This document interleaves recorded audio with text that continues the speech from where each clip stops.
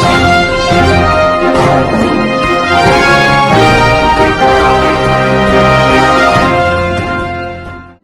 દર્શક મિત્રો, આપ જોઈ રહ્યા છો મુંબઈ તરંગ ન્યૂઝ. હું છું એન્કર અર્પિતા પટેલ. હવે જોઈએ અગત્યના સમાચાર. પટેલવાડી ખાતે રામ મંદિરને લઈ ધર્મસભા યોજાઈ. સાધુ સંતોએ ધર્મસભાના રામ મંદિરને લઈ સભા સંબોધી. ગારિયાધાર તાલુકા વિસ્તારમાં ગારિયાધારની પટેલવાડી ખાતે હાલ હિન્દુ ધર્મના ઈષ્ટદેવ ભગવાન શ્રી રામનું મંદિર અયોધ્યામાં પ્રાણ પ્રતિષ્ઠા થઈ રહી હોય ત્યારે ધર્મસભા યોજાઈ હતી. તેમાં સમગ્ર ધર્મસભામાં સર્વ સમાજના લોકોએ હાજરી આપી હતી. આ તકે વિવિધ આશ્રમના મહંત અને સાધુઓ પણ હાજર રહ્યા હતા. આ તકે ખાસ કરીને ભજનાનંદ આશ્રમના મહંત આત્માનંદ સરસ્વતી બાપુએ હિન્દુ ધર્મની એકતાને લઈ સભા સંબોધી હતી, જેમાં બાપુ દ્વારા જ્ઞાતિ જાતિના ભેદભાવ ભૂલીને હિન્દુ થવા પર ભાર આપ્યો હતો. આ બહોળા પ્રમાણમાં લોકોએ ધર્મસભામાં હાજરી આપી હતી. આમ રામ મંદિરની 22 તારીખે પ્રાણ પ્રતિષ્ઠા થઈ રહી હોય ત્યારે સમગ્ર કાર્યક્રમને લઈ લોકો ધાર્મિક રીતે ઉત્સવમય વાતાવરણ ઉજવે તેવું કહ્યું હતું. સાથે જ 500 વર્ષ બાદ વનવાસ પૂર્ણ કરીને નિજ મંદિરમાં આવી રહ્યા હોય ત્યારે ભજનાનંદ મહંત દ્વારા કાર સેવકોના બલિદાનને યાદ કર્યા હતા. સાથે RSSને ભારત અને દુનિયાનું સૌથી મોટું સંગઠન કહ્યું હતું. આ તકે મહંત જયદેવ શરણદાસજી અને મહંત આત્માનંદ સરસ્વતી બાપુએ મુખ્ય વક્તા તરીકે હાજર રહ્યા હતા.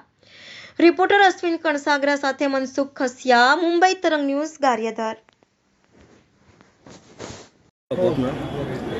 આપનું નામ? મારું નામ મહંત શ્રી જયદેવ શરણજી મહારાજ, સર્વેશ્વર ગૌધામ કોબડીથી. બાપુ શું કાર્યક્રમ આજે ગારિયાધારને આંગણે વિશાળ ધર્મ સંમેલન ધર્મસભાનું આયોજન થયું હતું. આગામી ટૂંક સમયની અંદર પોષ સુદ 12ના દિવસે 22 જાન્યુઆરી અયોધ્યામાં રામ મંદિરનું ભવ્યાતિ ભવ્ય જ્યારે પ્રાણ પ્રતિષ્ઠા થઈ રહી છે, એના ઉપલક્ષની અંદર આખા વિશ્વની અંદર ગામડે ગામડે જ્યારે ભગવાન રામના વધામણા થઈ રહ્યા છે ત્યારે આ ગારિયાધાર ગામને આંગણે આજ સર્વસ્ત હિન્દુ સમાજ દ્વારા સુંદર એક ધર્મસભાનું આયોજન થયું અને 5 દિવસ સુધી ભગવાન રામના વધામણાના અનેક અલગ અલગ કાર્યક્રમો છે અને એના અંતર્ગત અહીંયા એક વિશાળ ધર્મસભાનું આયોજન થયું.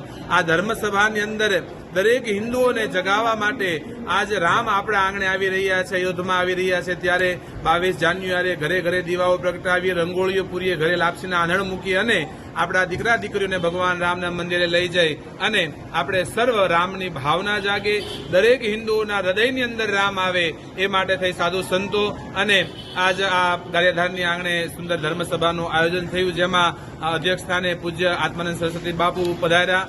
એક તેજાબી વક્તા તરીકે પૂજ્ય બાપુએ પણ ખૂબ સુંદર દરેક વ્યક્તિના જીવનમાં રામ આવે એ માટે સર્વને આહવાન કર્યું અને ખરેખર ગારિયાધાર ગામની અંદર આખા નગરની અંદર એક દુલ્હનની માફક શણગારી અને ઘરે ઘરે રામના વધામણા જ્યારે થઈ રહ્યા છે ત્યારે 22 જાન્યુઆરી વધારેમાં વધારે લોકો રામ સુધી જોડાય અને ભગવાન રામની પ્રતીક્ષા જેમ શબરી કરી રહી હતી એમ આખું વિશ્વ કરી રહ્યું છે અને હવે સમય નજીક આવી રહ્યો છે ભગવાન રામ આવવાના.